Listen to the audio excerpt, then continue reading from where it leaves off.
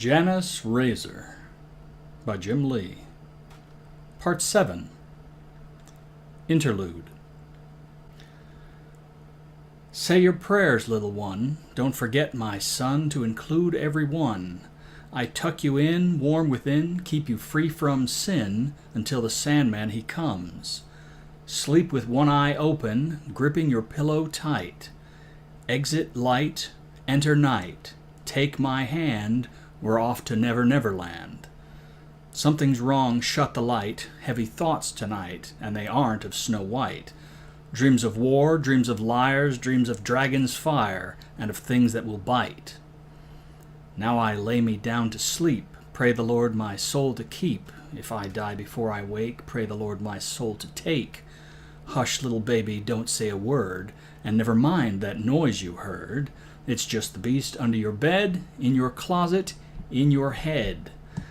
Exit light, enter night, take my hand, we're off to Never Never Land. Metallica, enter Sandman. The floor here is old concrete, worn and gouged by decades of abuse, and the pulverized dust of wounds, both old and new, swirl in the currents of air which occasionally blast through the open doorway. The door is of ancient steel, having been repainted numerous times, and fragments of each era's coloring peek out around the shattered holes recently punched by jacketed bullets. One of these crashed through the mechanism which connected the latch bolt to the doorknob, and with a kick, the hardware scattered across the room like angular raindrops. Unable to be secured, the door bangs with each gust from without against the steel railing which rises from the short flight of stairs which lead down to the floor below. Between the bangings of the door can be heard a faint, howling wail, like the wind grown hoarse over the course of a furious blow. The light is dim in here, though it is only the middle of the afternoon. The windows, set high in the rust-pitted corrugated steel walls, are yellowed with an age of soot and the oily residue of diesel fumes. They permit only a withered shade of the day outside to crawl humbly through. One is cracked, and in the gap made by a missing shard, the glint of a cold and distant azure sky sparkles like a glittering sapphire fallen from some emperor's crown. The shaft of sun which pierces the gloom is a playground for motes of the dust into which the prankish breezes have breathed life. The beam falls upon a pair of chrome-finished sunglasses, of which only one lens remains intact. Its mate has been crushed by a passing boot, and the mosaic twinkles with pink light from the sticky liquid transferred to it by the boot which mangled the frame within which it previously sat. The former wearer of the glasses lies sprawled just outside of the beam as it tracks relentlessly across the floor, plotting the spin of the earth. Beside him is tipped over the folding metal chair which was his post, from which, in life, he most recently whiled away the hours, guarding the door against intrusion. His sightless eyes are transfixed in an expression of eternal shock, preserving the moment of surprise as the door burst inward, just before the slug which stilled his body passed through his right cheek and out through his medulla oblongata, carrying with it a pink mist speckled with flecks of gray tissue and white chips of bone. Most of this landed on the rag top of the Jeep behind him in the garage, where some larger chunks have slid down, etching smooth tracks in the graffito of a dying thought. The walkie-talkie which tumbled out of his hand as it struck the floor has survived its ordeal, but no orders are forthcoming from the man the guard might have hoped would hear his warning. No voices at all interrupt the soft static made by the star's distant radiation arriving and scattering ions in the gases far above. The antenna points accusingly down the hallway leading further into the complex, where the swirling dust has begun to stick to Merlot-hued boot prints tracking in that direction. From that hallway, the wail emanates. Among the offices and crossing hallways lie an assortment of bodies, some armed with guns, some with knives, some festooned with mementos of their victims, some with scraps of barbed wire wrapped around their biceps like some perverse insignia of rank, but all lifeless, all stilled. Rivulets of their life's blood crisscross the main avenue, and through them many pairs of boot prints proceed. Further along, other forms are slumped among the first, dressed in the flannels and overalls of farmers, in contrast to the uniforms of the defenders, yet they lie just as still. Here and there, the light which leaks in from some of the doors on the left side of the wall is supplemented by the unnatural cold glow of LED lanterns, coloring the fallen with a ghastly pall.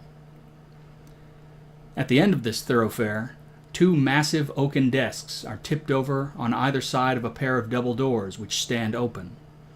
Scattered all around these desks and stacked behind them are numerous corpses. The farmers who rush down the hallway into the throat of this abattoir are mixed in among the defenders dressed in military fatigues.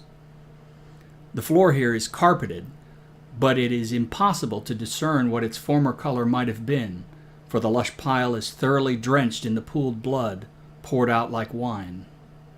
On the other side, beyond the barricade, only two sets of tracks lead on into the inner sanctum. From within, the harsh, gasping wail continues. The chamber beyond is a tall conference room. Inside, a man is kneeling. His head is thrown back, and his face is pointed skyward, toward a row of opaque skylights in the ceiling some 20 feet above, which admit a wan, milky light. His features are drawn into a rictus of agonized misery, and he rocks back and forth, wailing inconsolably as he clutches the body of a dead man seated in front of him on the floor. His voice is hoarse and ragged, and it is certain he will not be able to continue for much longer, but he appears not to notice. The dead man's shirt is soaked with blood, surrounding a single hole squarely in the middle of it. Mark Chambers' curly brown hair is matted to his skull by a mixture of blood, sweat, and tears, beneath the place where Grant holds his head up. The dead brother's eyes are mercifully closed, almost as if he doesn't want to witness the anguish his departure has wrought. Across the room, a dead man dressed in an officer's uniform, complete with golden epaulets on his shoulders, lies in a heap beneath the body of a woman with ash-blonde hair. Though she clearly weathered some hard times before meeting her end in this room, an end brought about by a wound in the skull, doubtless made by the pistol cast aside by the officer in his death throes, there can be no doubt that this is Denise, Mark's lost bride. The front of her clothing is also soaked in blood, pulled down unnaturally, as both it and the skin beneath are cut deeply with a long, straight, horizontal cut. The body in the officer's uniform is a charred skeleton, denuded of flesh.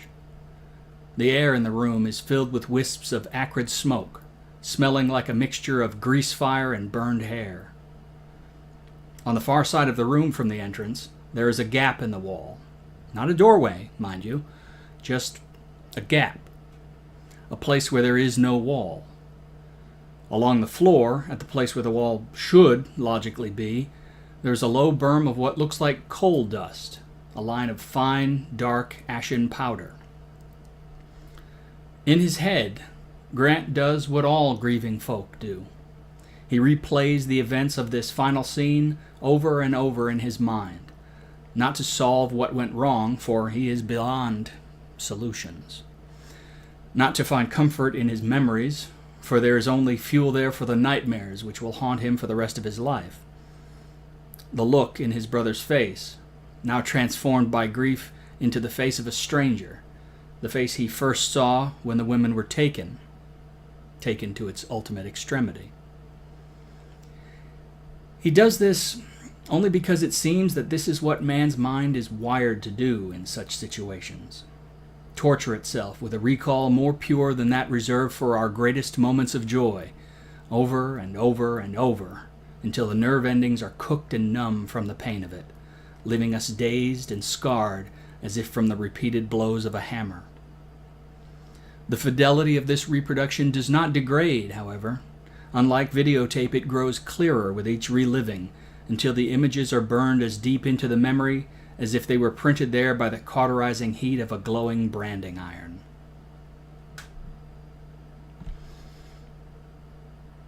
"If you step through that door, I'll blow her brains out," shouted the man who had whipped this band of raiders into the organized force that had brought so much misery to the towns surrounding Memphis. Their leader, a man named Mitchell. The former inmates and other troublemakers he had drafted into his little army called him Captain Mitchell. Mark was frantic. He stood pressed to one side of the double doors while Grant manned the other. The only other member of their team that had survived the assault on Mitchell's HQ was a very young man, Owen, whose wife had been found among the bodies their band had found in one of the outer camps. All of the men who formed this team had women who had been taken, and all but Denise had been found, their throats cut. It seemed that the raiders had been instructed to do this any time they were overrun. But sadly, the hopeful rescuers hadn't learned of this until after they had hit the second outer camp and managed to capture one of the scum alive. After having found so many of their womenfolk dead, none of the men from White Oak had any compunction about doing whatever was necessary to find and take vengeance on the man who had been the architect of their misery.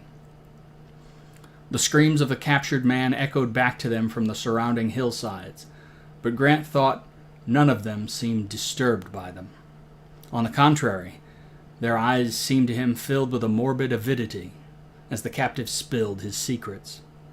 He had tried to get Mark's attention, to get him to put a stop to it, but it had been like talking to a machine. Owen had collapsed on the floor. He had been shot in the leg, and the bullet must have hit some major tubing, because he was bleeding out very quickly. Grant had hunched down over the man, hell, over the boy. He was scarcely more than that, hoping to offer him some comforting words in what would surely be his final moments. "Hold on, Owen," he said in what he hoped was a supporting and inspiring manner. It sounded hollow in his own ears, which, for the record, were ringing as if the entire cathedral at Notre Dame were lodged in his head from all the close-quarters gunfire. Even the little noise blockers, earplugs on a curved piece of nylon worn around the neck, couldn't keep all the sound out, and he could barely hear himself over the constant tone. But noise or no noise, Grant knew he couldn't sound convincing. They had neither the skill nor the time to prevent Owen from dying, and the kid knew it. "Just promise me you'll," Owen whispered, pausing for another weak breath, "make that bastard pay." As he said this last, Owen reached out and grabbed Grant's hand and squeezed it, hard. And then his expression just froze. His eyes remained staring in the same direction as the force behind that grip slowly ebbed away, and then the hand dropped softly to the floor. "I'll do it!" Mitchell screamed. "Don't fucking test me!" Grant looked up from the kid and saw that Mark was twitching with indecision, torn between fear for Denise's safety and fear of the cost of inaction. "Just send her out and we'll leave. We'll let you go," Mark shouted back. "And lose my bargaining chip? How stupid do you think I am?" came the reply. "Pretty damn stupid," Grant offered, "if you think we came all this way and killed all your men," Mark added. "Just to give up and walk away," Grant finished. There was a long silence. Grant was watching his brother's face. It was hard to believe that this was the same man who had thrown up on an assailant's shoes in terror less than a year before. In the weeks since Denise and the others had been taken, Mark had transformed from the somewhat timid nerd he had grown up with into this machine. He hardly ever slept, and he had begun to command the volunteers from White Oak. What's more, they listened. Mark seemed to have had all the helplessness poured out of him. The problem was, he didn't appear to have had anything else poured back in to replace it. Sometimes Grant would catch him, looking elsewhere and just looking empty. The first time had been that day when the women disappeared. When that happened, Mark just looked as if somebody had come along and just unplug something in his head. Coming here had been nothing short of unbelievable. Every step of the way, Mark had led the charge. When they took the camps, enemies had swarmed through the gaps in the makeshift rings of barbed wire and debris at them. Here in Mitchell's compound, they had come pouring down the hallway. At no point had Mark hesitated or even flinched, and yet he seemed unstoppable. Grant had even heard him grunt with pain as a bullet had grazed his right arm, carving a shallow groove that began at once to darken the sleeve of his shirt. Mark hadn't even stopped to discuss it. "Send her out! Now!" Mark bellowed, "or you're a dead man!" "Wait!" Mitchell called back. He sounded desperate. "Maybe we can..." Suddenly, several things happened almost simultaneously. There was a loud crackling sound, like the sound socks make when you peel them off the sheets fresh from the dryer. The crackle of static cling, but amplified 1,000 times. And then, before that had finished, it only lasted a second, a gunshot, and then Mark was bounding through the doorway. Grant followed. As Grant stepped into the room, there was a second gunshot. But it wasn't Mark who was firing, like Grant expected. It was a grizzled, huge bear of a man in an officer's uniform, presumably Mitchell, and he wasn't firing at the two brothers. He was shooting at two enormous black cat robots, and it didn't appear to impress them. One of the things reached out an arm to gesture at Mitchell, and suddenly the latter was engulfed in a deep purple glow, like the lights they put on bug zappers. Mitchell immediately began to shriek, but the sound began to distort and sound like a whistle being blown while submerged in mud. Mitchell began to boil away. His skin, the meat of his muscles, his eyes, even his wildly thrashing tongue just bubbled and turned into a thick, foggy steam. The stench was overpowering. Grant fought an instinct to retch, but Mark was frozen, motionless and staring at his wife, who sat directly in front of where the steaming man was standing. The slump of her body and the cavernous hole in the side of her head which faced them told Grant everything they needed to know.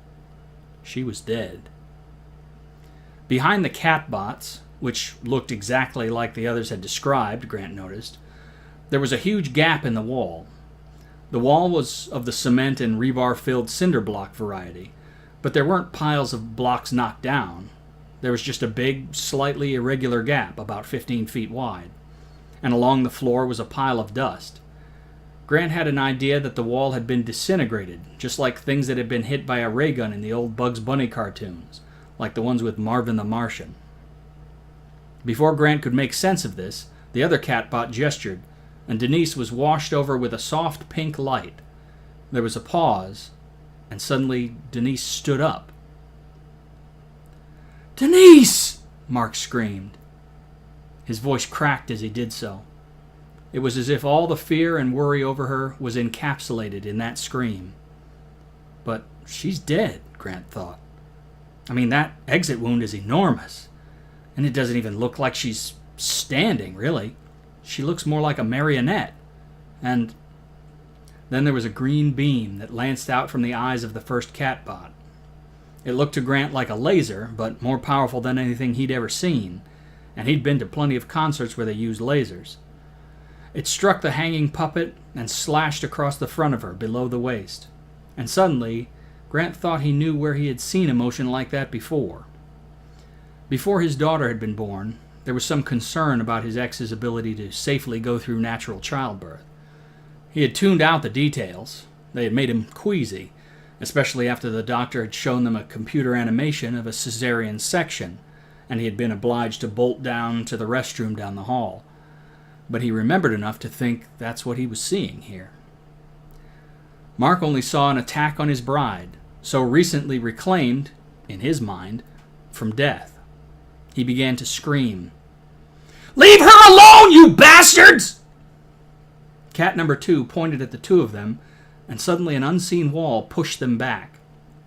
There was a low-frequency sound that pummeled their ears, like dubstep on steroids. Everything in the room began to vibrate, but Grant could hear nothing but the sound, even though Mark was clearly bellowing with all his might.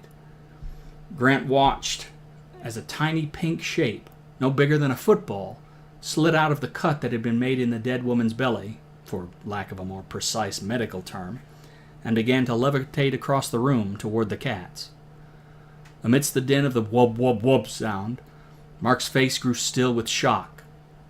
Grant could hear nothing, but he made out the word baby mouthed out on his brother's lips. The child, for that certainly seemed what it was, floated into a lighted slot which slid open in the chest of the first cat. And then the marionette strings were unceremoniously cut, and her body toppled over on top of that of Mitchell's. Mark, seeing this, resumed his silent film rendition of shrieking in anger and frustration, still utterly overmastered by the sound. He began to pummel the invisible wall with soundless rage. Grant reached out to him and turned him by his shoulder to face him, hoping to communicate by mouthing out the words, and that is when the cats disappeared and the noise ceased. "The hell are you?" Mark screamed, and then stopped, realizing that they could hear themselves again. He whirled and saw the empty space where the cats had been only a moment ago, before vanishing into fat air. He stood there, frozen, but the set of his entire body a study of burgeoning fury. "Look, bro, I can't imagine what you're going through right now, but there's," Grant began, wanting to reassure his already on edge brother that there was nothing they could have done. How could you fight robot cats from space with the power to create invisible force fields and death beams? But it was too late. Mark spun around, and once again, Grant saw the stranger there in his brother's eyes. Only now, the stranger had murderous hate in those blank, confused eyes. Hate for him and anyone who faintly resembled him. "You let them get away," Mark hissed, and began to raise the pistol in his right hand. "Mark, stop! Listen!" Grant said, and reached out to grasp his brother's arm. But the stranger who now inhabited his brother's body leaped back and continued to raise the gun. "You fucking let," Mark growled and centered the barrel on his brother's face. "Mark!" Grant pleaded, drawing his own gun. "Stop!" Mark didn't appear to hear him. He was gone, lost in his grief. "Let them get up." Grant saw his brother's trigger finger tighten. In that moment, time seemed to slow to a crawl, and he could see with terrible precision the skin on that trigger finger whiten. So he did the only thing he could do. He pulled the trigger of his own gun. His aim, as always, was unerring. The bullet passed straight through Mark's heart, and Mark's grip began immediately to slacken. But still, no surprise or dismay registered on that stranger's face. No recognition, no remorse, nothing. "Way," he finished, and toppled backward. Grant fell to his knees beside his fallen brother and pulled him close and began to scream. At first it was to God and all his angels for aid and succor. Then it was to faceless invisible powers. He even cried out to the cats in the hope that they, with their clear medical knowledge, could reverse this horrible thing. Finally, his pleas devolved to a single word of negation, refusing to accept the reality in his arms. "No!" But of course, reality cares little for the opinions or acceptance of man. In time, it might have been hours or days or even weeks for all Grant knew, he laid the body of his dead brother down, kissed his cold forehead, and stood. The joints in his knees popped like echoes of that terrible gunshot. He looked in the direction of the gap in the wall. How could one fight robot cats from space? How insane had the world become for that to even be a question? True, it hadn't been they who shot Denise. Mitchell likely did it, mostly out of surprise when the cats vaporized his wall. But they weren't blameless, by any stretch of the imagination. Wasn't it they, or the razor which they had come with, that had made it possible for a piece of shit like Mitchell to become what he had become in the first place? The announcement they had made had said they came in peace, but after what he had just witnessed, Grant found it hard to believe that both the arrival of such a strange phenomena and a race of creatures with technology advanced to the point of potentially being able to generate such phenomena were entirely coincidental. "You will answer for this," he husked aloud grimly in what remained of his voice. "You will answer." End of Part 7.